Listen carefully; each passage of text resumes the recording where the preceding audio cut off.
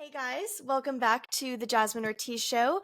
This is episode 6, and our topic of the week is positive psychology in professional musicians. So, this topic we go in way depth on with the author of the book of the same name, Dr. Raina Mnac, a little later in our episode. But for now, Jordy and I want to go into some fashion trends that are popping up all over TikTok and social media for spring and summer 2024. So, one thing we were talking about briefly off air is the absolute bizarre rebranding of what it means to be preppy. So, I don't know about y'all, but I grew up on Gossip Girl. Blair Waldorf is quite literally one of my style icons. Plaid, collared shirt, string of pearls, headband, little Mary Janes, frilly socks or tights. That to me is preppy because preppy always meant prep school, which always meant inherently kind of like an old money aesthetic, but not even what old money means now, more so like what it meant in the 90s and early 2000s. Yeah, it's looking So, very yeah. different now. What the kids are talking about now is what we would have branded as like basic Visco girl back in 2016. That's exactly what we called it. Like Lululemon leggings. What we would have had is probably Victoria's Secret pink yoga pants. Or like the Abercrombie like tight V-neck shirts. They have Stanley cups. They have Uggs. They just have want like bright Crocs colors with socks. It's just so odd to me that this had to A, become a trend, and B, be called preppy. You know what I think it is? I feel like, and it's mostly from Gen Alpha. And now that I teach kids, I'm seeing it a lot more as well. I think that our preppy wanted to be the like old money, like super put together look, and like for me growing up in that kind of world, like I went to prep school, I went to one of the like Upper East Side all girls schools that was like the Gossip Girl vibe, but and my sister did as well, but seeing her grade versus my grade, and we're several years apart, my grade, I guess, as a prep school was also dressing this kind of basic because they wanted comfort. So like it changed from the like pearls and like plaids, we still had like the uniforms, but to like sweatshirts and sweatpants underneath our skirts and clogs and things like that.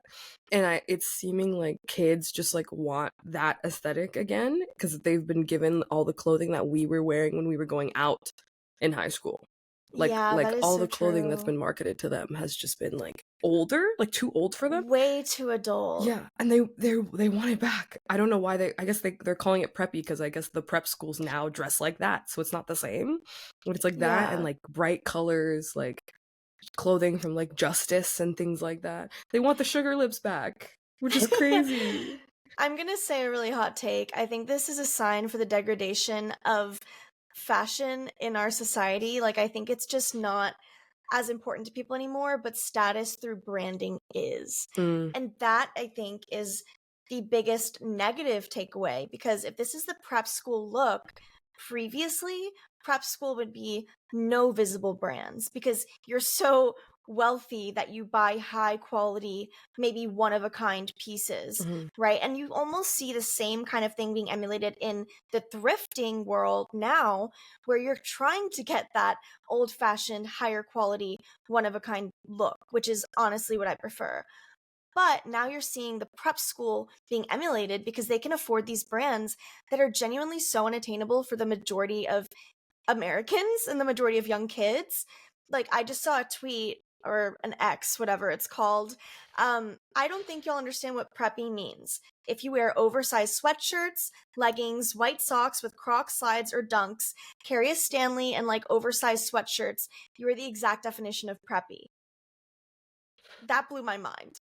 Because what? Y'all need to watch Cruel Intentions. You need to do your research because what's going on?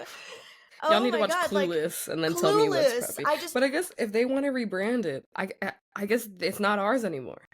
This is where I realize maybe I'm getting older. The weird thing to me is like, I just don't know if you can rebrand preppy because the majority of society who's lived more than 15 years understands what that means. That's fair. And But they're they're the all ones kind of controlling social laughing. media.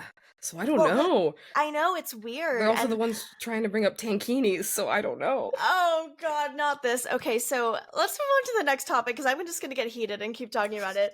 And I love the preppy aesthetic, but regardless, you were talking about tankinis, and this is a very touchy subject for most. Yeah, it's interesting seeing. So apparently, the people are going around on TikTok in particular, asking, "Okay, so ladies, what are we wearing this summer?" And the answer has shown itself to be tankinis, which is so why. I'm trying to figure out why we decided this was a good idea or who decided. But in particular, it's interesting seeing like all of the plus size women on TikTok are like, please don't bring back tankinis. Because that's what we were supposed to wear when we were kids to like hide our stomachs and things like that. But now it's somehow become like trendy and fashionable to wear tankinis. So that's been really interesting to see. You know what? I also was forced to wear a tankini as a kid because my mom didn't want me like exposing so much of my skin to the sun. She's worried about skin cancer and whatever, and then it ended up being like kind of a body image defense mechanism for me as well as you're going through like that puberty stage. What is interesting to me the most is when I was scrolling through the TikToks with the hashtag tankini, it wasn't what I expected. It literally looked like waterproof bathing suit tank tops. Whereas what I had or expected as a tankini is like basically a bikini top with like a loose piece of fabric over it that just kind of floated around awkwardly in the water in front of you. That's not what this is. Yeah, it's almost like surfer girl aesthetic now. Yes, it's kind of like surfer girl or even like athleisure meets ocean. Yeah. And I don't hate the actual tank tops that are waterproof. I saw some people say like, "Oh, I wear this because I sweat a lot in the summer." And then they were like, "Okay, great vacation wear tip." I like that because I live in Miami, so I think that's useful. Thank God they're not, for the most part, trying to redo the horrid tankinis that we grew up with because honestly, traumatizing. Right. I still see them. I still see them around and like the plus size sections of stores love to be like, here, take this tankini, take this one piece, and we're like, no Actually, thanks. Can we have a bikini? Thank you. Right. I don't need like a floating pillowcase attached to me when I'm swimming. Oh my god, no, that's so to real. each their own. And the other thing is that I see a lot that I even saw in this hashtag, those tankinis that are kind of just like tube top weird shirts that are clearly marketed towards like older women. Like you would expect a grandma to be wearing this at the public pool or the beach. And it's totally okay, like if that's someone's comfort level. But quite literally, I saw like a teenage girl wearing a grandma bathing suit and saying, "This is so trendy, it's fashion." And I was just like, oh my god, what is happening? I don't know. Let the masses speak. I don't know what they want. I'm all for like, modest fashion, modest swimwear if that's what you feel comfortable in, but at least let it be like cute. Right. Maybe it's because they're seeing it as vintage. Oh no. I don't know.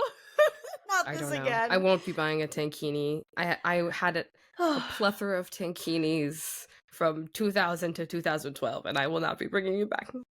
Thank you so much. I actually have been into somewhat like cut out one pieces.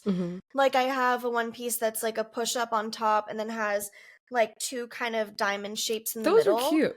And I think that's cute because it almost feels like you're just wearing a bikini, but it has that extra detail. And then I have another one that is like a full one piece that has like a very deep cut structured v-neck, and I like that one too.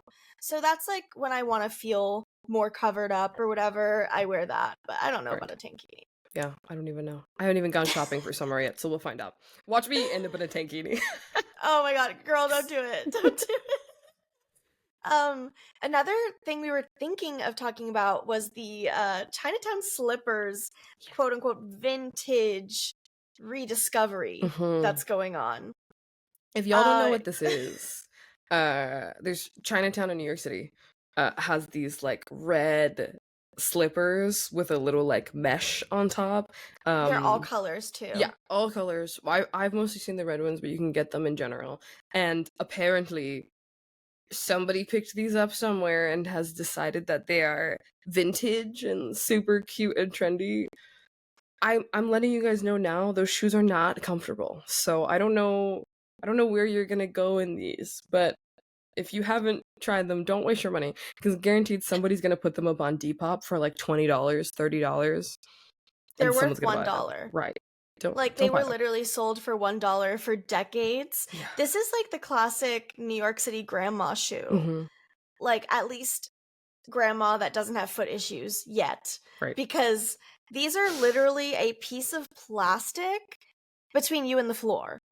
Like, if that's what you want, if you want, like, to feel the topography of where you're walking, I highly recommend. Not the topography. Also, I just think they're ugly. I'm sorry. That's fair. I honestly, unfortunately, I think they're cute. However, they're not functional. Comfy. Well, there's other sandals that I think are cuter and functional. Yes. Like, I like, if it had a little bit of an espadrille, like, platform, yes, that would be giving something. I don't hate the mesh. I hate the fact that it's literally just plastic. Watch Steve Madden make a version of these in like 2 months. Oh my gosh. Well, you heard it here first. Right. We'll come collect our money. Run us our bag, Steve Madden. Right. Yeah. Oh my god. Oh my gosh. Okay, so 1 or 2 last things to mention before we wrap up this segment. I'm really enjoying this fashion conversation, you know, probably my favorite topic ever besides music. So the old money aesthetic has been something that's been trending for a while. This is honestly what we would maybe consider preppy earlier on, but also to me, it's more so like country club, golf course, yacht day. And I'm living for it, especially in men's fashion. I want my man to be wearing those linen trousers. Oh my god, and like those button down collared like breezy shirts. Some of the knit ones are so cute. I think men's fashion is like really stepping up the game finally in this way. Finally, because honestly, what else have they been wearing? How have they been surviving for this long? I think like it's been interesting to see the rise of the fashion boy, quote unquote. Yes. Like, I'm seeing so many people being like, when you're talking to a 10 out of 10 fashion boy and he goes to you, like, because I guess it depends where you're living, but of course, New York, Miami, LA, I'm sure. Of fashion boys. Right. So I'm sure, and I know them, and I've met them. I'm friends with them. And so it's been interesting to see, like, I feel like it's now cool for men to care about what they look like. Yes, maybe it wasn't as much before, but I'm like, yeah, step it up. Like, try some couple of things out. Like, experiment with your style, because I feel like they deserve it, and I would like them to try. And also, I don't want to date someone who only wears sweatpants. So, I'm like, make it cool for me personally. I love a man that has a skincare routine. I love a man that is well kept, well groomed, likes to take care of themselves mentally, physically, goes to the gym, and dresses well. And ultimately, it's really not about how much you spend on your clothing. Like I said, I love to go thrifting. I love TJ Maxx and Marshalls as much as the next girl. You can find incredible stuff at those places. You just need to know how to dress, like, for your stature. You know, and a lot of men just are misguided, or they just kind of follow whatever groundwork their moms laid out for them in high school. No, I'm so dead serious. Like, some men literally still shop at like the 3 stores that their mom took them to once upon a time. So I think it's important to branch out. And honestly, I also like a guy that is willing to go shopping with their girl. I think that's a green flag. Or for their girl. Or for the girl. Hell yeah. Absolutely. And if you don't know how to dress yourself, ask her, because she probably has an idea of what she wants to see already. Right. That part. And I feel like still on the topic of like the old money aesthetic, I feel like there's something about it that people are nowadays are looking for, that like cleaner aesthetic. I think we've got like the alternative aesthetic, which is also a huge like trendy thing right now, and also I like seeing on people. And then the clean aesthetic that's like neutrals and like cotton, linen, breezy, especially for summer. So I feel like now that we're like changing weather and it's not as cold, people aren't going to be wearing the like heavy, baggy alternative stuff as much, but we'll see the like earthy witches come back out. Like, like the like flowy but like clean, neutral earth tone. Absolutely. Like, I love seeing those too. So we'll see. I feel like this is definitely going to be like a mix of like cottagecore kind of aesthetics with the old money like sort of adult prep That's kind of actually what I'm aesthetics. seeing. Like, Yeah, every and I ad love I've that. seen lately for, like, we have the new spring clothing. That's exactly what it is, actually. Yeah. And I think it's interesting living in Miami because obviously we have warm weather basically year round. So there's about like maybe a month, if we're lucky, of time where we can wear winter or warm weather or warmer clothing. Mhm. So we almost feel sort of immune to these seasonal fashion trends. The city itself kind of has a huge influence from Latin America, of course.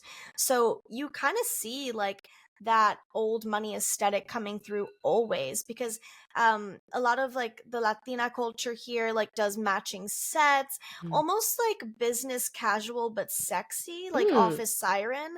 I kind of feel like that's what I see all the time here. Bold colors and patterns, matching sets, extremely custom like bespoke tailoring, Mhm. all of that, like gold tone bright bold jewelry.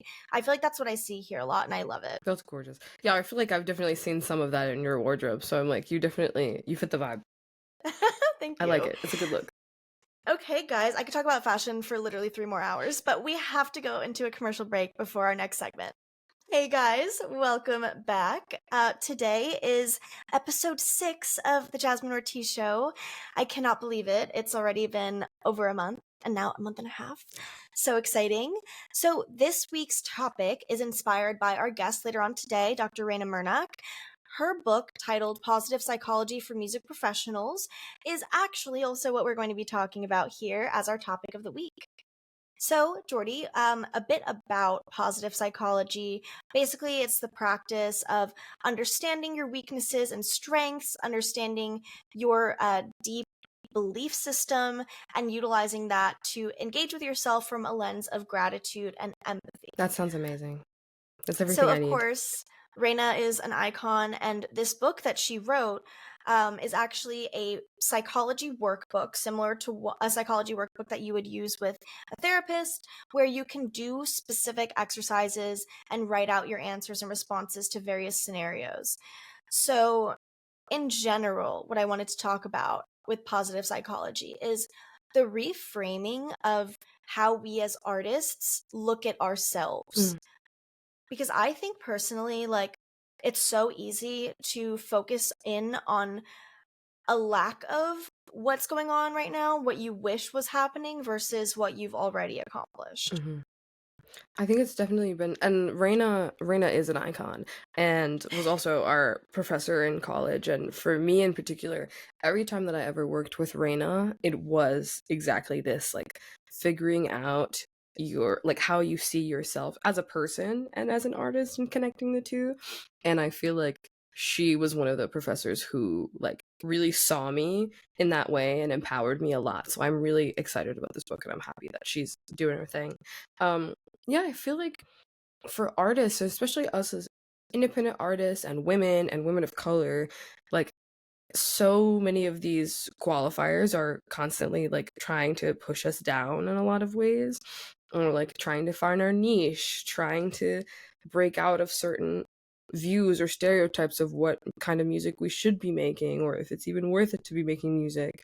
And I think finding ways to give yourself grace as an independent artist is really important, and like not experiencing burnout and things like that we've talked about that in the past, but like being able to connect back into yourself, grateful for what you have. And like I feel like we're always trying to see what our weaknesses are and using that to one up each other and like find where we can compete, because that's what they tell you to do and how to market yourself.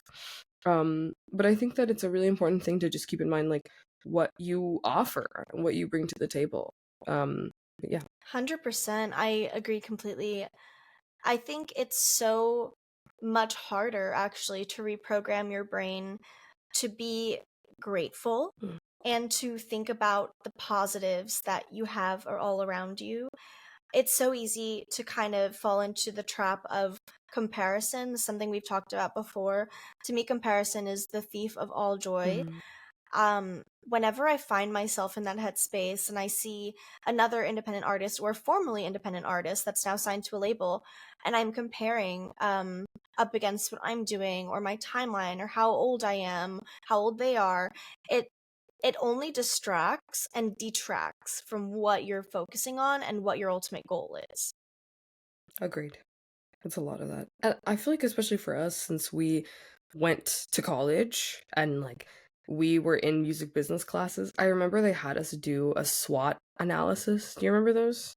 It's like I only know because I've been doing a lot of it in terms of like rebranding and things like that, but it's supposed to be like strengths, weaknesses, opportunities, and threats. Oh Do you my remember gosh, I those? completely remember that. That was so Yeah. long ago. It was a Yeah. really long time ago, but we had to Oh, do it that's in cool. business and music business classes. And Yes. like as an artist, when you're trying to create yourself as a brand, like it's hard to disconnect the personal from the professional because you are one and the same. And so like going through your like strengths and weaknesses, it's not just weaknesses of like, well, I'm a person but I'm growing, but then it turns into weaknesses of this can hurt me in my career, which sucks. Like we're such young people and like trying to find our own ways through this and having to worry about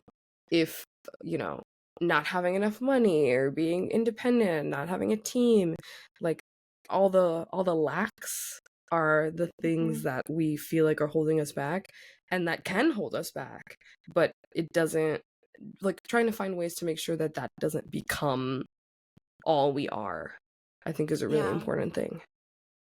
I agree. I think it's difficult to be in this career path at the age that we're at because the product that we're selling is quite literally us and our branding and our music. And our music is an extension of who we are and how we express ourselves. So to not take it personally when you feel like something isn't going the way that you wanted or you expected, that's genuinely a skill you have to practice. Basically dissecting the situation and saying, okay, someone might have left a mean comment on a video, someone might not have liked my song, it might not have gotten as many plays as I had hoped. This is not a reflection of me and who I am as a person. And we kind of talked about this recently when you were saying you heard in a video that people are suggesting that artists associate themselves with the label rather than their music. So that way they have some sort of detachment from it. And I don't think that's necessarily the worst idea because ultimately it is a business and sometimes products fail.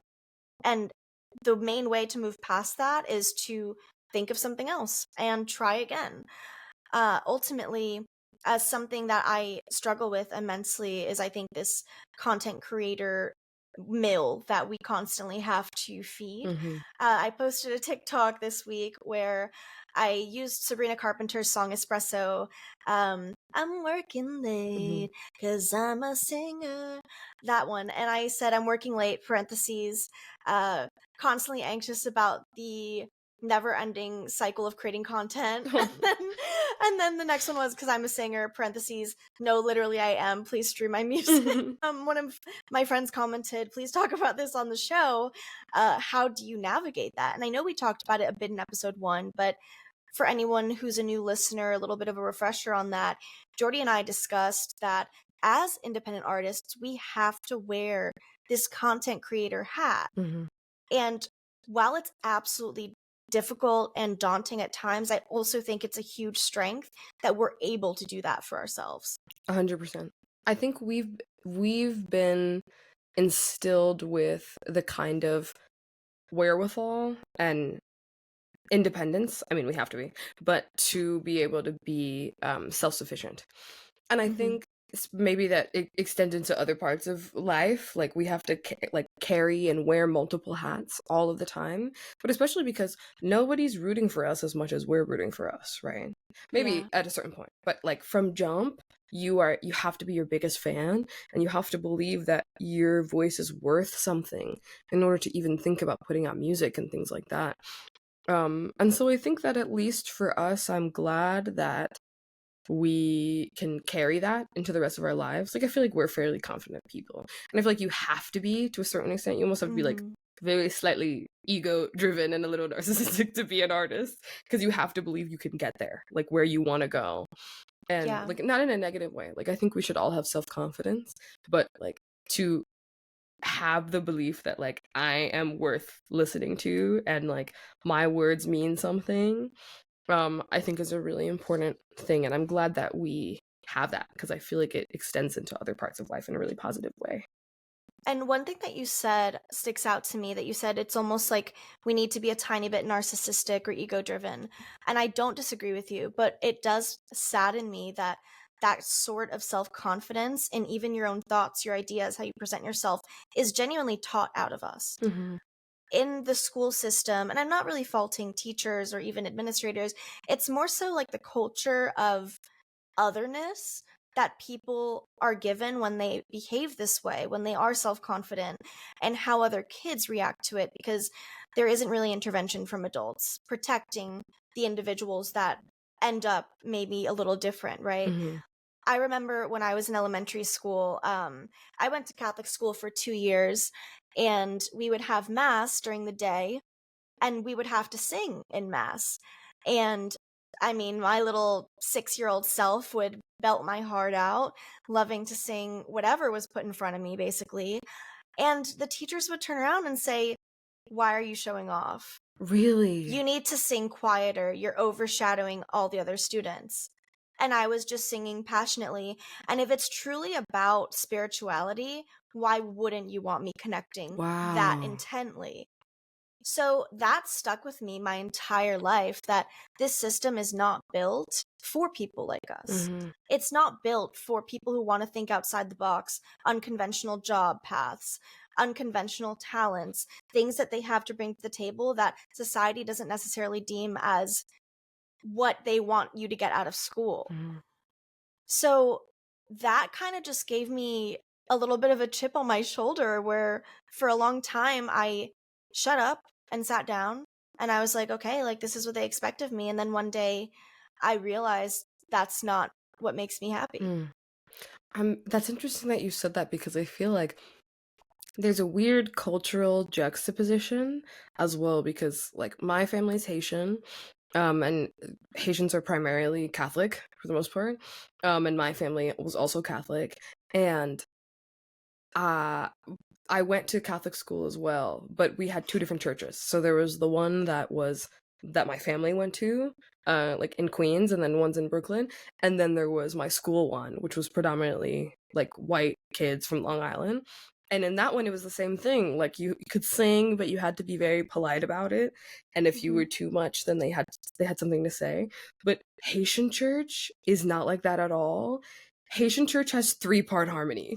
Like, yes, like Haitian families are full of like singers, even if they're not the strongest singers. Like when you sing with your whole heart, and it's meant to bring joy, yeah, and to ultimately worship the religion that you're supposedly practicing by singing. Yeah, that's really interesting. So then also I feel like for us, like doing music as a person of color, and a lot of these spaces as well are predominantly white. So then you're trying to break out of this mold, but at the same time, even in these creative spaces, you're put in a box that your peers might not be, which is always a really interesting thing. Oh, absolutely. I was definitely put in several boxes throughout my schooling and even my professional career. I know that there was a lot of pushback when I first started making bilingual music. And I think ultimately it's because the industry was maybe not ready at the time to fully embrace it. Whereas now it's seen sort of as like, oh, a no-brainer, like one verse in English, chorus in Spanish, whatever. That first started happening like in the public eye, in the mainstream American music, with Despacito, like 2016 to 2018. I started releasing bilingual music back in 2018. But then there was sort of conversations happening where it was like, you need to pick a lane. You need to say, okay, I'm fully doing Latin music, fully doing American pop.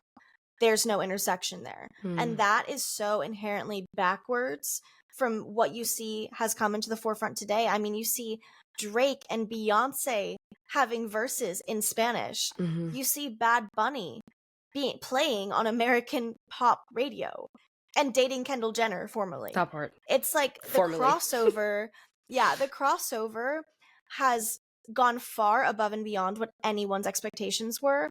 So I think being a forward thinker, you have to stick to your guns. You have to really believe that what you're pushing forward for is worth it and it's going to come to fruition in the long run. Mm-hmm. I will say I took a couple years long detour away from Latin music because of all the doubt that was put in my head from different industry professionals. But ultimately I found my way back because this bilingual art form is really where I find my voice most authentically, because I'm able to express both sides of my identity. That's beautiful. And you deserve that. I think artists as a whole, we all deserve to be able to tap into that and come back to ourselves. So, yeah. And Jordy also has some bilingual music out in Creole and English. Do you want to talk about that? Yeah, that's also been an interesting thing because I'm not fluent in Creole by any means. And I used to be when I was a kid, and I'm not anymore. And so trying to come back to my roots in that way, then you have people from both sides that are like, I'm so glad that you're like showing up in this way for your community and like trying to come back into it. And then people who are like, why do you even bother? Like, if you're not fluent and you like your pronunciation is not right on this word and things like that. So I feel like there's so much criticism coming from so many different places. Mm-hmm. But I think there are also so many kids of immigrants who are trying to find their place in this world, and especially artists like trying to find lanes for themselves that encompass everything that they are and don't have to be pigeonholing them.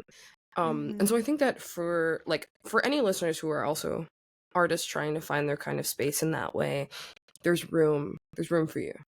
Like, even if you're not sure or you don't know where you fit, not everything has to be a marketable tagline or fit what you like your audience currently is, because you're not going to be able to make everybody happy.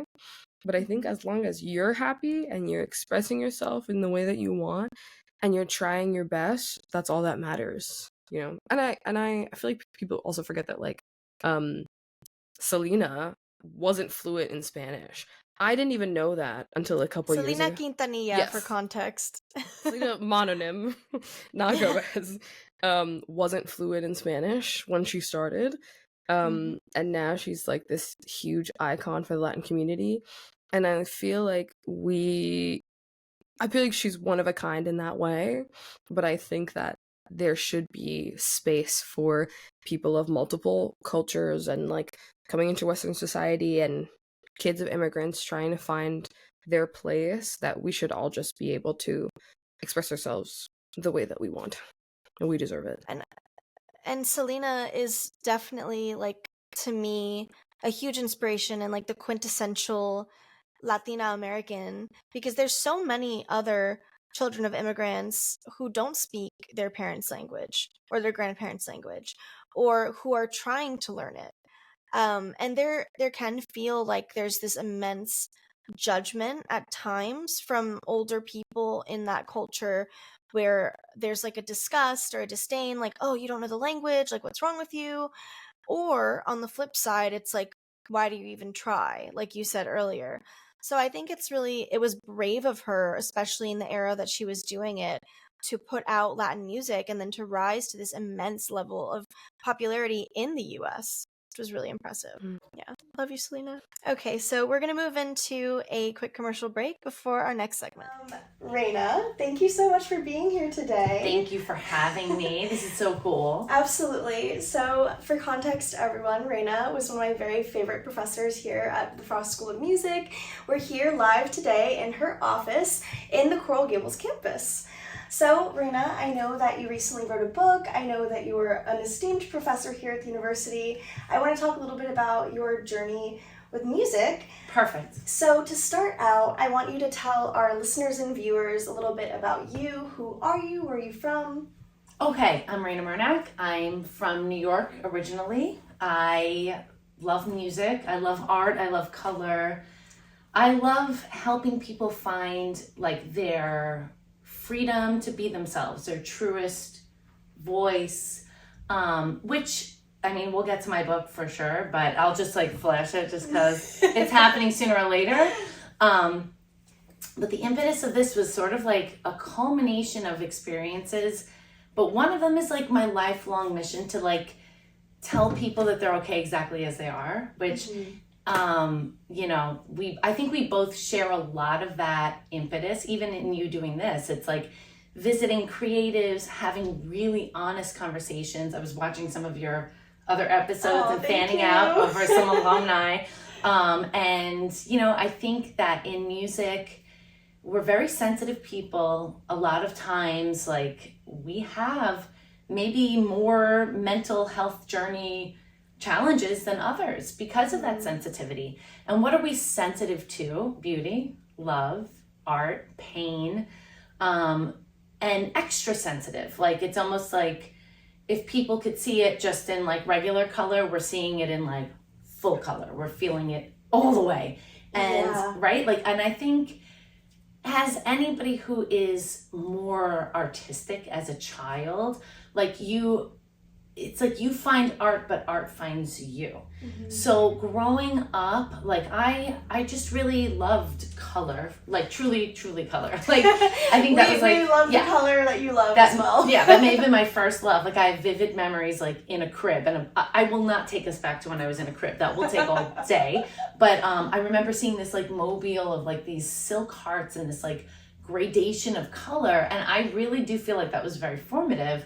And just, you know, like I kind of felt like art was very pan-artistic. Like I don't think that I was just like music, like, oh, it was music for me, because it wasn't. It was music, but dance, but like beautiful, like inspirational cartoons like Gem and the Holograms, and glitter and feathers and costumes, and you know, and creating like little theater pieces at home with my sister, and like comedy, and painting and drawing. So it was just like all of the arts. And it's kind of arbitrary that I ended up in music, but I think like whatever pathway in, if you have those things inside of you, you end up creating in a lot of different ways.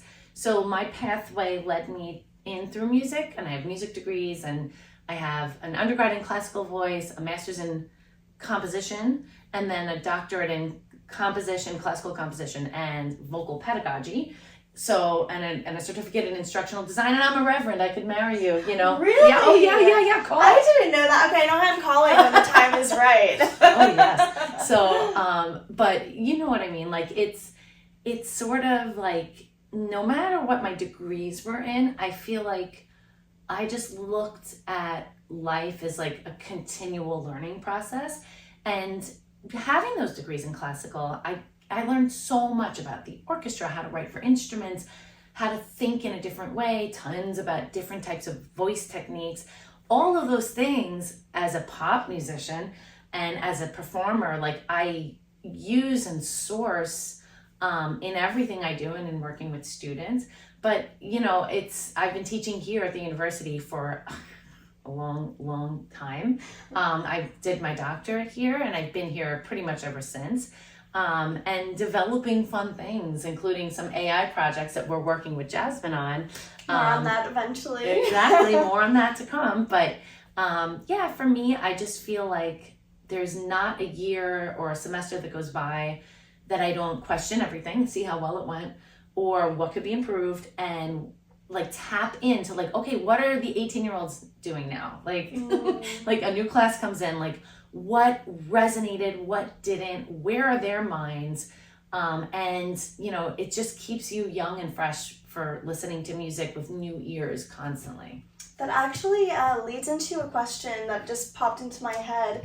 What have you noticed as a difference between my freshman class in 2018 versus the freshman class of 2023? So many differences. So is it something to do with social media, TikTok, how they look at music in the industry? Cool. Okay, so to just like gauge my memory of what your class looked like, incoming freshman year, what year was that? 2018 to 2019 was my freshman year. Okay, so I do believe I surveyed your class and asked like people's feelings about social media and using it for music. Do you kind of remember the general consensus of your year for that? at least from my perspective of what I think I would have said. Right. If it was ranked on a scale of importance, like 1 to 10, maybe I would have said 6. Right. Or something. Like, I knew it was important, at least to market yourself on social media, for sure. But I don't think there was such an impetus to create music for social media, like there is now with TikTok. And also, right, of course. And then also, you were one of the few who was already doing that. Like, coming into school, you already had a presence. And if you think about your classmates, Nyla, was she in your class? Yes, Nyla. So like Nyla, Jahan, Kendall, Jordy. Okay, so think about like the feelings you guys had about social media and having a presence. Like, do you recall? Like, I remember as a teacher feeling it was like a 50-50. Some people were like, yes. Some people were like, I hate it. I have to do it. It feels like a necessary evil. I asked the freshman class. I expected like a similar thing. It was almost like there's no knowledge of a world where that isn't just normal. They were almost like confused by my question. Like, what do you mean? How do we feel about it?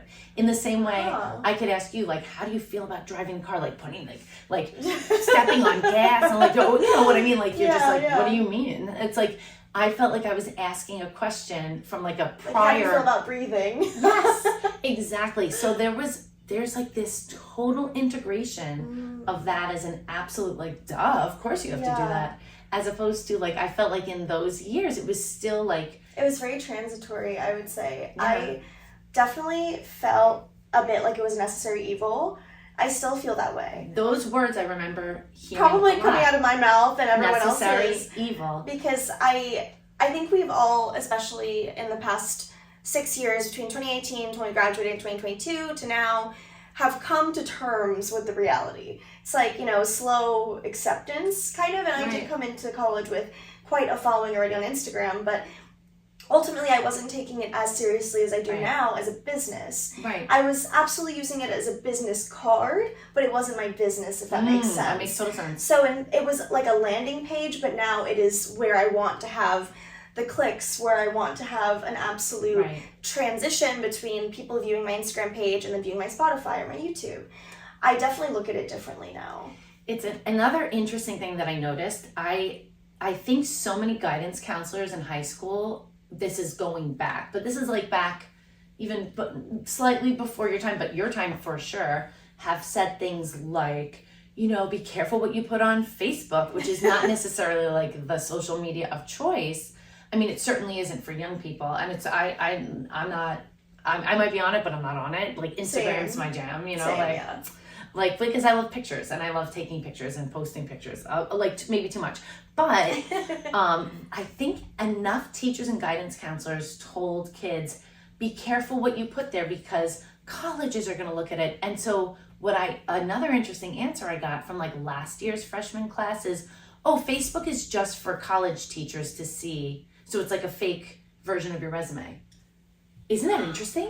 So like you see how like the information, it's like playing telephone. It's like, what? It changes so that now the young people are like, oh yeah, Facebook is like literally for prospective colleges to see. So like if you look on a young person's Facebook, you might see a very different version of that than maybe on their own personal TikTok. And it's like conscious. So they're using it as like for like older people to see their resume. So interesting, because to me, I don't know. I mean, I'll have to ask Dean Sanchez if anyone looked at my social media presence before I got here. But I don't really think my Facebook was even like searchable at that time. I don't even think I had a professional Facebook page at that time. I just had a personal / professional Instagram, which I think I did take to heart that advice. Don't post anything scandalous. Don't post anything too personal on social media.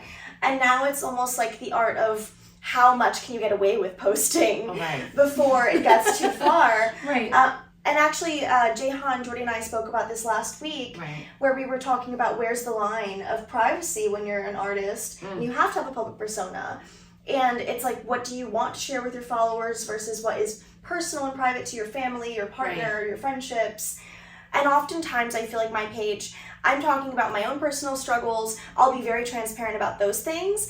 But then when it comes to who I'm friends with, my relationships, my family, things I'm dealing with that are very personal, I don't really share those type of things. It's funny. I feel like I don't share anything personal on my social media. Like, I share a lot of imagery, but very little comments on it. Like, I just barely ever write, unless it's like a professional thing and I'm thanking somebody for bringing me out. And also, I walk a lot of lines and wear a lot of hats, right? Because obviously I'm a professor, but I'm also an artist in my own right. I put out music. I put out things with Stephen Gleason. I put out things. I sing on a lot of professional tracks, like really big stuff. Like, I love doing backup. As a backup singer, as a female in the industry, you have, like, I can't just be 100% teacher professional. I don't think I could ever be that anyway, but like, I can't do that. Like, if I want to be like still hot in the industry, you know, like, you have to think about that. Like, so many different people are looking at you. And then I'm engaged in a lot of like kind of startup tech activity. Yeah. So it's a weird consciousness that you have to have around what you're putting out there. And you either have to put out something really prismatic where they're seeing what they want to see, depending on who's looking, or you're comfortable with just saying, like, this is me, this is what I do. And I think at this age and at this place, like, I'm very comfortable with, I feel like I can defend anything I've put up there, you know, like, this is me, this is who I am, this is how I choose to represent myself. And like, it might not be for everybody, but I don't care really. Like, there is no such thing as for everybody, you know, like, exactly. And the most famous rich people out there have the most haters. So it's like, what's the end game? You really have to be happy about who you are in your own skin. And I think that really translates. Like, if I truly weren't a person who was comfortable in daytime sequins, like going to the Target, then this would be fraudulent, but this is where I'm going. You know, we've discussed, so.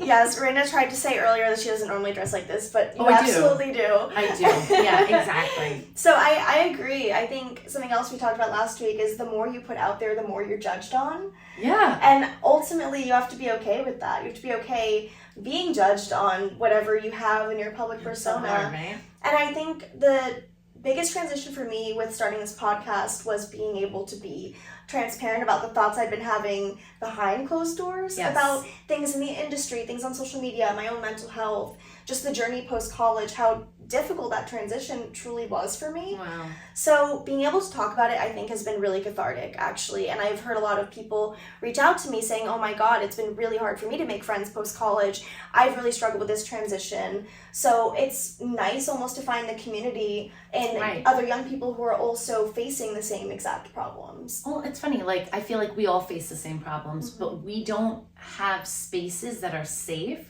to just bring that. Like, where does that fit in our lives? Like, you know, like in the studio when you're in a session, in the supermarket, like, so having people like you who have always been outspoken, brave, strong belief system, and like willing to stand behind it and willing to take the L for, like, you know, like, she's willing to go down for like something she believes in. And Thank you. And that's important because you're not chameleonic where you're changing what you are presenting.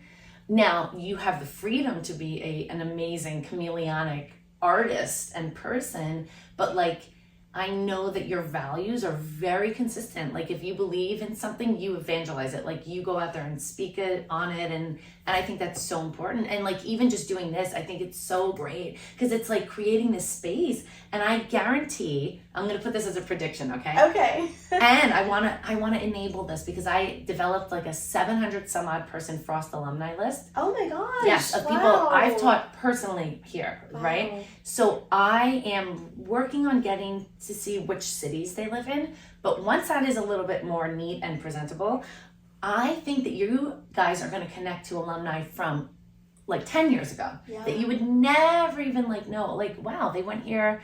I think those conversations are going to be so interesting and also so like little steps, like, oh, this person's 3 years ahead of me, 5 years, 15 years. Like, what do these things look like? And like to come from like, it's almost like finding a family tree that you didn't know you had. Absolutely. So like, I want to help enable like those conversations with like alumni that you don't even know went here. Yeah, I mean, it's really incredible to me because Frost has always felt like my home away from home, and now Miami has just become my home. So this is the birthplace of all of those feelings that I have for this city. So I think in general, even looking into the future, I would always want to help someone else who's also an alumni from here, and I'm sure people who have graduated in the past feel the same way and maybe don't know how to reach out. Right, and also I think it's so important for the alumni of these programs, of this program specifically, to feel unity and to mentor like the freshmen, you know, like I think it's so cool. There's actually an assignment I give. So I've mentioned all of you guys, like as artists, I assign the freshmen to fan out on a Frost alumni artist. Really? That is so cute. They fanned out over you. They fanned out over Jordy, over Marley, over Jahan, like all of you guys. That is so cute. Yes, and then if they're brave enough, they're supposed to reach out on social media. Aww. And then they're like, they have too many followers. They're not going to see my message. I'm like, just do it anyway. But it's like creating those networks and like that.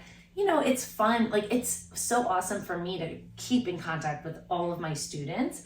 But like, I would love to like widen that scope. Yes. Like, you know, mentoring is important. Absolutely. And that's something that I find really important in myself. I love to mentor younger students, younger musicians. That's why I teach also. Right. I teach private lessons for songwriting and singing. And that's just really enjoyable for me because I like to pass on the lessons that I've learned and just help others experience the joy and the beauty of music without necessarily feeling the pressure of I need to put something out that's ready to go right now, because I think that's something that prevents a lot of people from really wanting to get into the space at all. Yeah, and like truly, you and I probably both feel this way. Like anybody participating in music because it's something in their heart is so valid. And like you don't really need to do anything with that except for participate. Music is so healthy for us all. Like I mean, there's so much science behind that, but yeah, like it's just fun for me. So many of my students are like adults who have completely different jobs outside of the realm of music, who've like realized that it just is such a fulfilling part of their life experience that they just, it's almost like in a way like the way people go to the gym, right? Exactly. Not everybody's going to the Olympics here. Exactly. That's exactly how my student base is too, actually. They're all adults with other jobs that are just doing it as a hobby. And it actually has inspired me to find my own hobbies. Yeah. Because since music is a creative career, it can almost feel like we're not allowed to have hobbies since we're already making our hobby professional in a way. But I've gotten back into scrapbooking. I've tried to do more like visual art things. I started playing video games again. So just kind of finding other things to unwind and relax. Yeah, it's super important. So I want to talk a little bit more about your book. Okay. I want to get into specifically what inspired you to write it and how long did this process take? So I have a partner, Nancy Kirstner. So she is an incredible psychologist. She has 1 million degrees. When she was turning 70, she started taking voice lessons with me. And she was getting certified as a positive psychologist. Positive psychology is like the other pendulum swing. There's psychology, which works on getting people out of sort of mental disorders or just creating a general form of health. Positive psychology, which was sort of developed in like the late 90s, asks the question, but what about improving everybody's life? Like, isn't there still like much more that we could do to enhance and improve well-being, happiness, etc.? And so it was a field that developed around basically Christopher Peterson and Martin Seligman's teachings and research. And it's neuroscience backed. So it's not just like, like the self-help movement is one thing, but the positive psychology actually has a ton of research backing it. So character strengths are a main pillar. Nancy, when she was taking these lessons, Nancy, my partner, she started just talking to me about like her positive psychology stuff. And it just like really resonated with me as a teacher. I think I've always been this way. Like I tap into like I could recognize like Jasmine's gifts, right? And I could just like be like, go, go, go, go. Like you're basically cheerleading someone's gifts, but it's not just the things they're already good at. And it's not things really, it's qualities like leadership. So if I cheerlead Jasmine's leadership capability, that we have no idea where that can go. That can go any place, right? Like, so just kind of seeing like, wow, I'm already doing this as a teacher. Nancy started teaching me like the science behind it, all of these studies, the vocabulary, and like in a labor of love, like we just sort of developed this over a few years. And then the actual book, like, oh my God, like I love the artwork. Oh my God, thank you. I knew you had something to do with this. I totally made it. Love it. It was like so important to me, these colors, and like even internally, like I bargained like whatever, that there's like certain titles in color, like super important. And there's like some color charts. I feel like I could have squeezed more color art out of them if I really could. I didn't know, but you know. But yeah, like we, like from book, like contract to book, it was only 12 months. So it was like, wow, fast. The writing was super fast. That's incredible. Yeah. I vaguely remember when you were kind of starting this idea or starting to work on it, because I think about a year and a half ago, you had mentioned you were working on a book. Yes. And then it was in process, but I never really got a chance to follow up until I saw that it had been released. Yeah, I know. It was fast. Yes, I mean, I'm super impressed. So your book's description on Amazon says it has targeted exercises, self-reflections, interviews based on the science of character pioneered by the VIA Institute. So can you tell me a little bit more about the VIA Institute and what their science behind it is? Sure. So if you who are listening or watching, go to www.viacharacter.org. VIA stands for Values in Action, and it's basically the database with millions of people who have taken this survey, whereby you take the survey and it tells you your 24 character strengths in order of highest to lowest. All of the research shows that basically, and here's, I mean, you're not going to see this, but you could see this, when you are working, playing, living, having relationships, and engaging with your top 5, there's like less depression, there's more thriving, there's health benefits, there's like, you know, longevity benefits, there's so many benefits, versus like for instance, honesty is a character strength. If you're engaged in a job or a relationship, and let's say honesty is your number 1, and the job itself is making you do dishonest practices, or in a relationship there's dishonesty, it's the opposite of thriving, the opposite of non-anxiety. It's like such an anxious, terrible place for the person to be in. And sometimes looking at your own character strengths makes you understand yourself so much better. Like for instance, mine are, and they change in terms of order, but like at this moment, it's actually humor became number 1, appreciation of beauty and excellence, zest, creativity, and honesty. So like anything like that where I can't do something with like make it pretty or colorful or whatever, and I'm talking like a freaking spreadsheet, you know, like, oh, I completely agree. Can't handle it. Like I have to take it in, redo it, make it look good, make it very organized and neat before my brain even turns on to do work, right? I am the exact same way. Yes, you are. If my room is even a little bit out of place, if something's wrong, like I don't even like having things out of place on surfaces. Like I don't allow myself to have the chair with the laundry in it. I can't. My desk has to be perfectly clear. Everything has to be put away for me to even focus on anything. Yeah. And I noticed that it also greatly impacts my ADHD if I do not accomplish that first, which is why I used to productively procrastinate by cleaning obsessively. Same.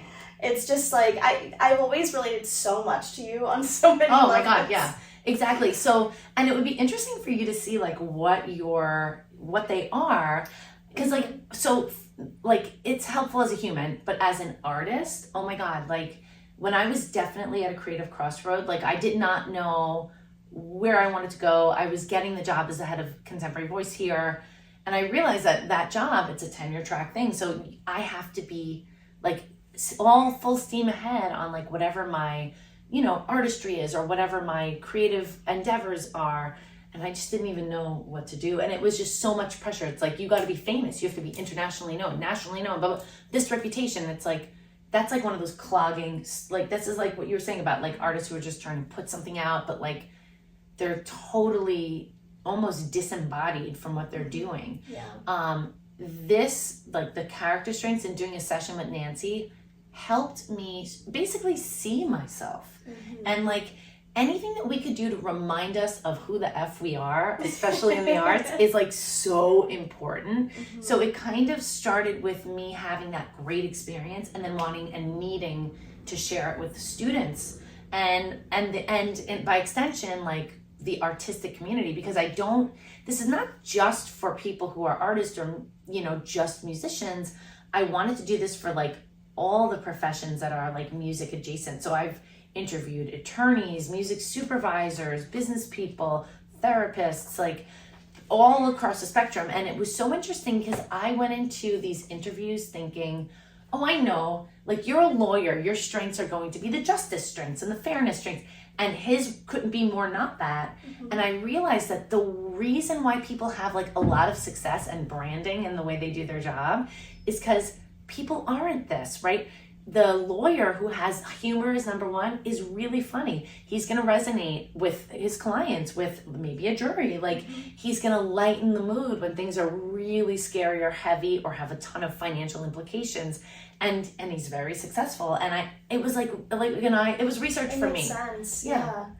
That's awesome. I definitely want to talk more about this in our next segment. For sure. We're going to talk all about the in and outs of your book. Okay. But the next question I want to ask you is actually one key lesson that you've learned since beginning your career in higher education. Oh my God.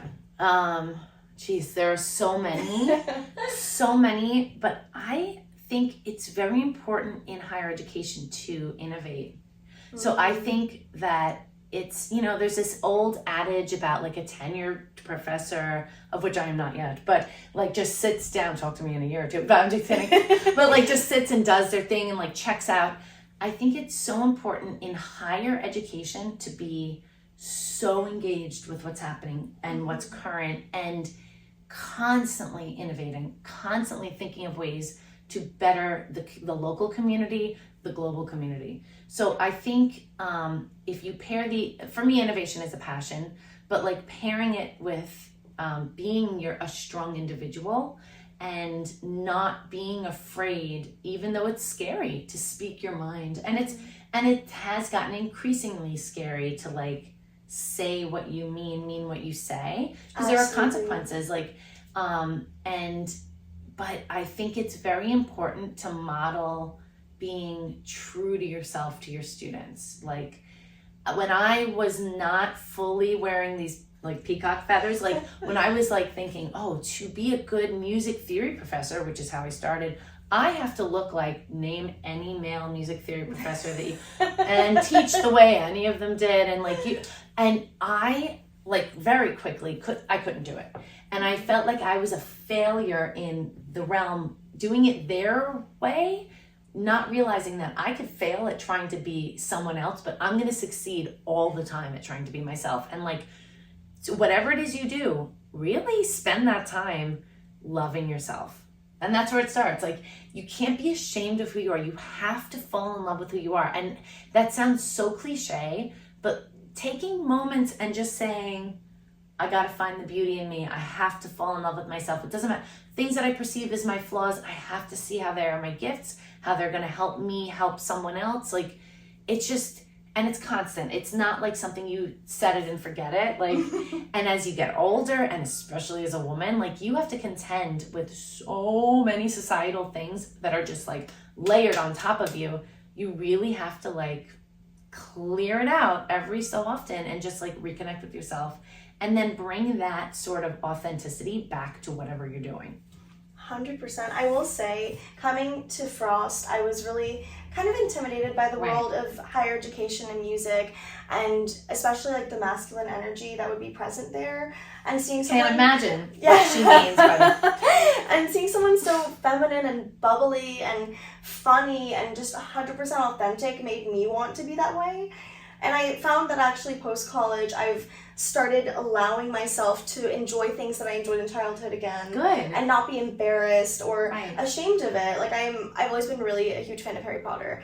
And now, like, I hadn't worn my Hogwarts robes since I was, like, 12. And then I went to Universal recently and wore them and was, like, prancing around the park. And it's just, it's good to heal your inner child by allowing that expression of them through your adult self. It's so funny because, like, I think we're all shamed out of being our child version of ourselves because we have to grow up and we have to prove to society. And the truth is, like, I have my gem dolls in my office, like my dolls, my My Little Ponies, like those things, creative play.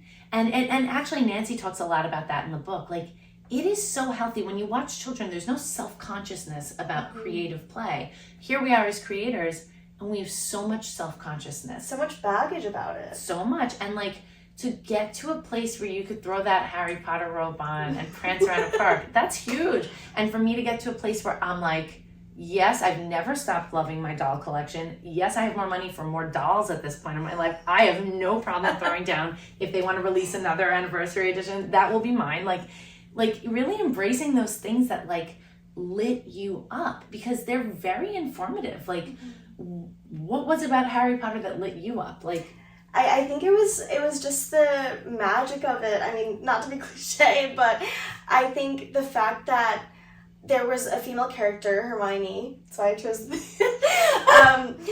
female character, Hermione, that was applauded for being really smart, and wasn't ostracized for it. Obviously in the first movie she was, but eventually, right. You know, she ended up being a heroine of sorts because she brought her brains to every situation, and that was someone I always wanted to emulate. I was Hermione like 3 years in a row in middle school for Halloween. So it's always been a character that I've been able to relate to very deeply, and I think at some point throughout my college journey I felt the need to fit in a lot more than I had prior. Even through high school I felt that need. So then upon graduating and just kind of being off on my own again without being in a community that I felt I had to assimilate to in some way, I had to dig deep and find out who I really was at the end of the day, because through education you find out so many new things that you can kind of lose the point at times. Oh yeah. And I felt like I lost the point at a moment. It's almost designed into the system, right? Like there's so much coming at you, then there's a pressure to assimilate into your peer group, and it's almost like graduating college is like the beginning of the journey. It's almost like getting into life freshman year, right? Yeah. And like you have to like, same weird awkward transitions, like there's just like, you now are left with this like basket of things that you've learned, not really sure how you want to apply them, not really sure how you want to go forward. We don't have a profession where you step into a job and you're guaranteed the salary. So there's so much entrepreneurship, discovery, leveraging your skills, figuring out how you are going to make money. And I think it's like, it should be almost, I mean, every graduation speech says something about that, but it's not mentioned enough how it's like, it's now your time to take a step back, and like, you have to like give yourself time to absorb and purge, right? You have to like, there are a million things you learn, but they're not necessarily all important things. And there are certain things that you learn that are going to be important. Some of those things that you learn might be important in 20 years. You just really, honestly, you don't know. The one thing I do know is that everything you learn influences you and shapes and molds you. And like the most random classes, I'm sure you can mention a class that you like were like, what is this? That was so cool and probably like inspired you in some way creatively that you didn't know. Yeah, absolutely. I mean, I remember I took, I forget what it was called. It was a musicology class with Dr. Swanson where we had to add a philanthropic element, and I ended up volunteering with Guitars Over Guns, and I learned about like their entire program, how they help disenfranchised communities by providing a free after-school program where students end up learning about music as opposed to going home to an empty household if parents have to work beyond school hours. So that was really interesting, and unfortunately got cut off because of the pandemic. But throughout that entire, I know what it was music and peace building or something. That's so cool. And it taught us about, in history, examples where music was used as a tool both for peace building and for torture on the other end. Right. So it was just extremely fascinating how that's been used. Yeah, absolutely. So I want to ask you one more question before we get into our next segment. What would you say is your greatest skill set? Oh my God. Okay, I do know this. I think my greatest skill set is organizing information, which is weird, but like organizing everything, but specifically information flow and like, for instance, we just had a meeting and it was going in all directions, and I wanted to pull it back and say, let's just, what is our next step? What is immediate for her? What's a timeline look like? Because without structure, there's not much happens, right? So I'm very good at seeing a problem and solving it with basically organizing information so that it's clear. Clarity is my greatest skill set. Weird, right? Wow, I love that.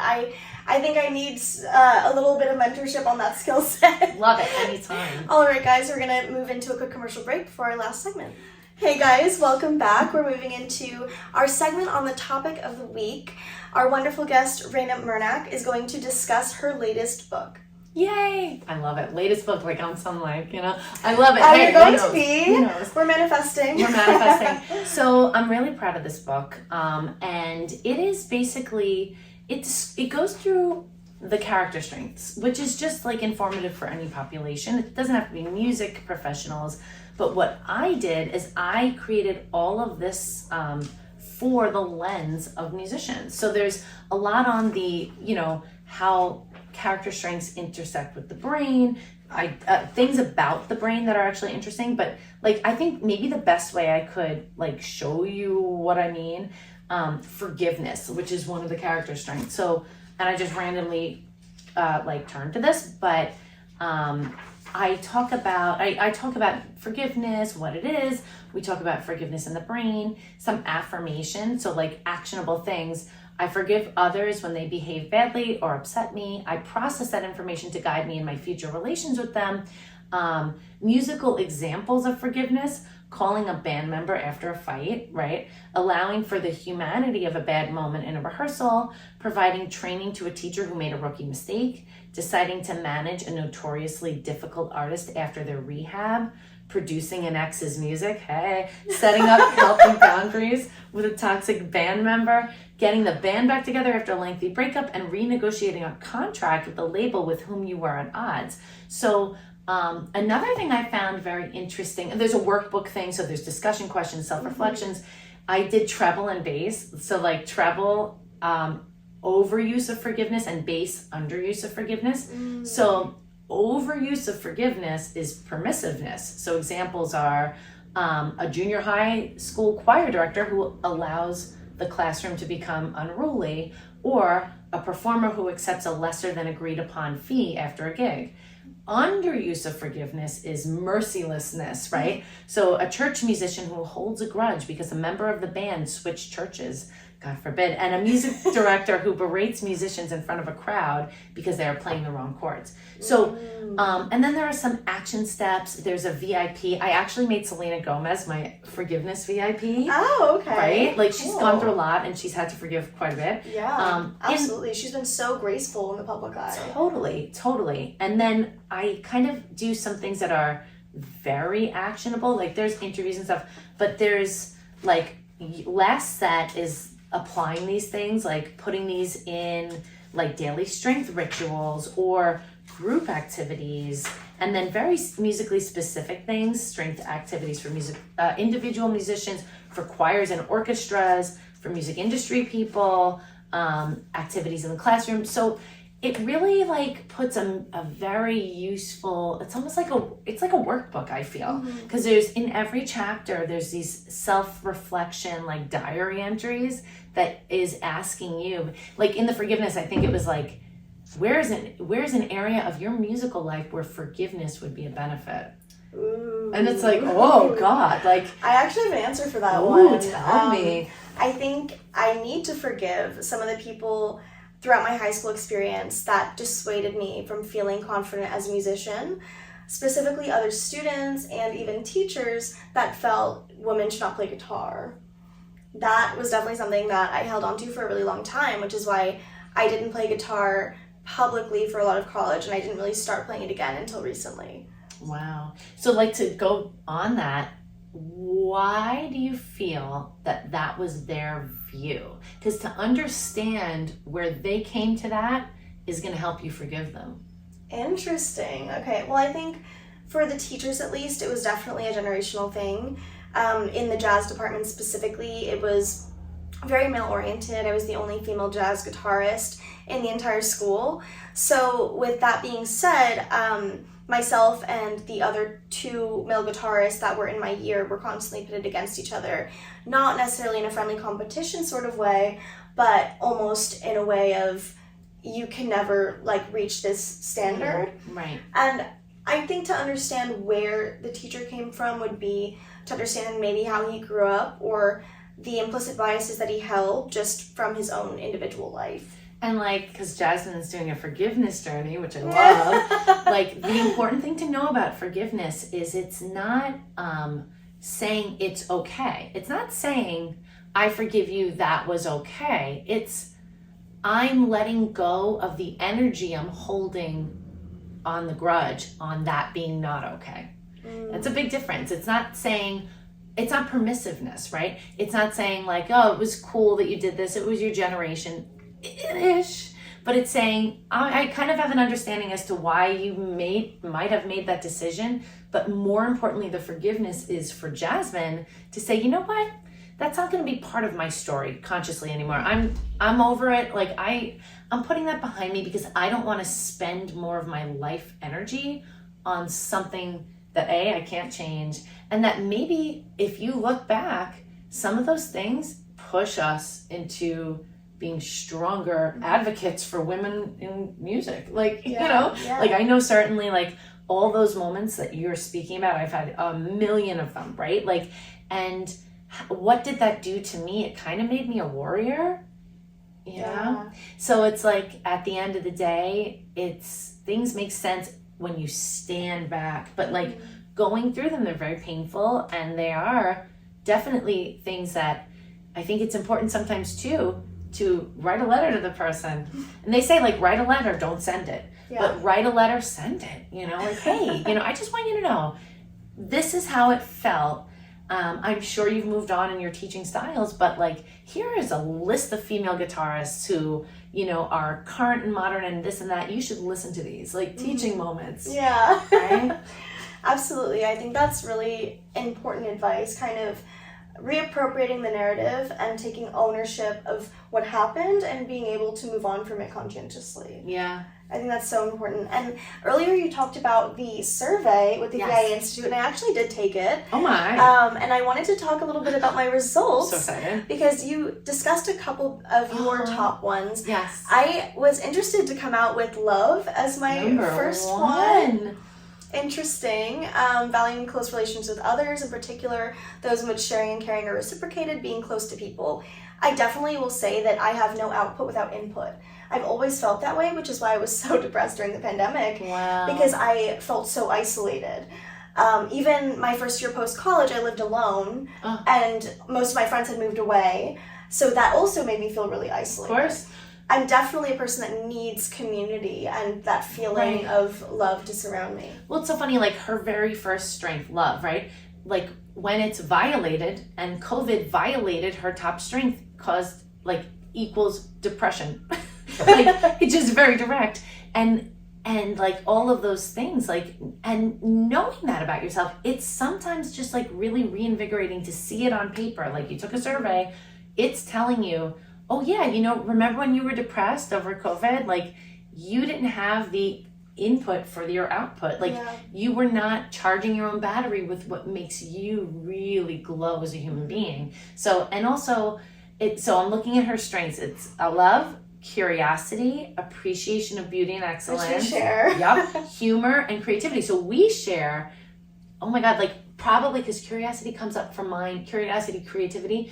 We share like 4 of the top 6. So which is makes total sense. Total sense. And like, oh my God, that's so crazy. The only one that is different for me is zest. Like zest has been like up there in the place of Jasmine's love. And love for me used to be like really unfortunately low, and that also shot up a lot, which I'm happy about. You know, love is great. Yes. But yeah, like so her and everybody's strengths hold hands. So love and curiosity for you probably go hand in hand. And a way that Jasmine is showing love and curiosity is she's interviewing people. Like so she loves people, and it probably drives her to know more about what makes them tick. Absolutely, and I've specifically chosen for my first 6 interviews people that I'm very close to, that I love the story of, I love the art they put out, I love them as people, so it brings me joy to be able to give an extra platform to the people I'm interviewing and learn more about them. I love it. And then appreciation of beauty and excellence goes all ways. She puts an outfit on for everybody. Like Jasmine throws out a look. Like she does not put out music without a full-blown music video, a concept, like a Disney theme park surrounding the concept. Like it's the whole thing. But also she can't start work without her desk like being the way it needs to look, like because it's distracting. Yeah. And humor, obviously, creativity, obviously. I love hope and gratitude and leadership, but all of these things, like when you really look at the recipe that makes a Jasmine, like if you took out any one of those things, like if I said, and this is something, sorry, I hit my microphone, guys, appreciation beauty, I apologize. But if I said, Jasmine, you could do everything you want, but you can't be creative. There would be nothing I want to do. That's it. So pretty much if you ask anybody about one of their top strengths and say in the world of whatever, you could do anything you want, but you just can't do it with this. Most people have that answer. Well, it's nothing. That would be awful. Now let's go look at the bottom strengths. If I asked her the same question, if I said, Jasmine, number 22, you can do this, but you can't use as much prudence. It would have kind of almost no resonance to you. You're like, all right, cool. Let me know when I'm being too prudent. Yeah, exactly. Right? So self-regulation, perseverance, prudence, forgiveness. And it does not mean that you don't have those things. They're just not the strongest feature in your personality. They're not your strengths forward. They're not your main tools. So think of it as if you had a toolbox and you're like, I'm the person who uses the hammer. Her hammer is all of those things, love and creativity and beauty. Her hammer isn't maybe it's a wrench, it's self-regulation. She's not the wrench person. It's in there. She can do it. She uses it. For mine, it's teamwork. It's always number 24, which doesn't make sense, right? I'm always working together, but I have reasons for that. In a team, I end up doing all the freaking work. Yeah. So it's I don't have positive connotations until, I have to say my team, Contemporary Voice, my team is the best team. They are single-handedly changing my feelings about teamwork, and yet, the rings of a tree, it's still number 24. So, I think also because you have a natural inclination for leadership, and I do as well, which is why teamwork is not my favorite either. No. As far as teamwork goes, I like one-on-one. And that's not really a team. Me too. That's a collaboration. That's me, classic. Going out for drinks with one-on-one. Yes. In a crowd, you will never see any group activities. Unfortunately, it's just not my thing. So I think in a social setting, I actually do enjoy group activities sometimes, but in a work setting, I find that it can get very dicey very quickly. For sure. Especially group projects, not my favorite. For group going out, I will flit around the room and I love it and it energizes me like a butterfly, but always in that group setting, I will find someone and be in a corner having a heart-to-heart. It gets so actually deep. Same. That's so true. It energizes me. So true. I love people. I love being around it. But I have to keep moving. Mm-hmm. And then I'm always going to just find multiple one-on-ones. It's never just group anything. Yeah. It's crazy. That's so interesting. Yeah. I love that. So I also wanted to ask you about a practical application for some of the work that you've discovered in your book. Right. What would you say for people even outside of the music or creative field? So I think taking the survey is step one. Mm-hmm. Here's something really outside of it. Nancy does a lot of couples therapy, and she said the number one reason for fights in a couple is someone's top is lower on the other person's, and they find it so annoying that you're always doing this, but when your partner sees, wait a minute, that's her value. That is the rings of her tree. It is born that way. It's never going to change. It reframes how you see that thing. And then you learn to lean on the other, like something for you. Let's say self-regulation equals finishing taxes or something like that. Let's say your partner is awesome at that. And you start sharing tasks with people and it's oh, you like that? Can you help me do that? it creates a stronger partnership. So I think there's so many ways that you could apply the knowledge of this, especially in a work situation. Knowing that my teammates have certain things that are their top, like Cassandra Claude, her number one is love of learning. And if doesn't it make sense? Yes. She gets certified in not just anything, just academic and business wise. She does exercise stuff. She's like, she doesn't have to just do it. She has to get like literally like a certification on it. Yeah. Like, so she's healing bowls and when she saw that, it was her aha moment. It affirmed everything that she had naturally been drawn to. That's it. Yeah. This definitely felt affirming for me also, and I would love to have some of my friends take it. Oh my God, please do. That'd be fun. Yeah, I love it. Well, thank you so much for your time. My pleasure. This has been the most fun ever. I love that we got to do this in person. Same. And got to share your gorgeous space. This is just... It's so perfect. I want to live in this room. It's amazing. I love it. Well, anytime, come on back. And I'm so excited to watch all the interviews that you're going to do and see how everybody's doing. It's fun. Thank you. Oh, I'm so happy. The best. All right, guys, we're going to go into a quick commercial break before our next segment. Hey, guys, welcome back. We're moving into our last segment. This is our community corner where you guys submit interesting stories or questions for us to give you advice on. So this question comes from a listener that asks, how can I pick up a hobby when I can't access the materials? Example, being a DJ and not having a soundboard. That's a good one. That's a really good question because ultimately, at times, some hobbies and professions have a huge barrier to entry because of the materials that you might need. I think my biggest thing would be becoming friends with people who are DJs in that scene and seeing if they're willing to just let you come over, hang out, mess around with things, teach you a little bit, and get comfortable first with that kind of software and hardware instead of investing up front. Agreed. I think that at least in New York especially, there's definitely, you'll always be able to find a music community, and there's a lot of DJs. I think most musicians I'm friends with currently are also DJs. But also there are a lot of free or cheap programs in the city that will allow you to they'll teach you the ropes, and they have spaces where you can come in and practice, actually. So there's two in particular I'm thinking of that are downtown in the city that a couple of my friends have used, where they have master classes for DJing and sound engineering and music production and things like that, and then also sound spaces where it's just the full DJ setup, and you can bring your laptop, and has turntables, and you can bring records and things like that, and you can just use the space for a couple hours. Some of them are free and some of them are pretty cheap, but I haven't seen anything that's particularly expensive. So if you live somewhere that has those, definitely look for those options. Even if it's not music, any hobbies that you're interested in, there's always going to be a free class somewhere, guaranteed.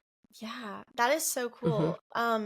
What are those programs through? Are they through universities, libraries, companies? No, some of them are just artists collectives that decided that they wanted to make things available for the greater community. I think there are ones that are through universities. Some just are recording studios that also decided to open up their spaces for use. But it's a lot of individual people or their friends who just want to make these things available. Also, if you're a person living in New York or another metropolitan city, there are some apps as well that will connect you to those kinds of classes, so you can just search through for cooking classes or roller skating or music production, and they'll just send you a list of this place has pasta making on Tuesdays, and you can just sign up, and it's $15. Yeah, there's options. That is so cool. Yeah. I have two apps that I use here in Miami. Clicks is less so about hobbies and things. It has a lot of fitness classes and things yoga, Pilates, kayaking, that kind of stuff. Some of it is like bring your own material, like you can bring a yoga mat or a kayak if you have one, or there's the option to like rent for under $50, or some of the classes are free, some of them are like $15 or $20. So it's really cool. And then Eventbrite is the other one that I find free yoga and fitness classes on all the time. Awesome. Okay, so this next question is geared towards us, I guess. Scary. No, it's a good one. How long have you wanted to be musicians? Let me pull back everything I wrote in my college essay. For me, I think I got started in music in general because I took piano lessons when I was really young, and my dad was the kind of person who was like, you need your education, and that includes music. And if like school doesn't include that as much as we want, then you'll get it outside. So piano. But being an artist in particular, I saw the music video for Ignorance by Paramore in like 2007, and was the first music video I had ever seen in my life on my like family's Dell desktop computer. And my sister was like, you gotta check this out. Like, my sister was like, yeah, check out this video. And it's Hayley Williams singing into like a swinging light bulb. And something in the back of my brain was like, what is that? The light bulb went off. The light bulb went off.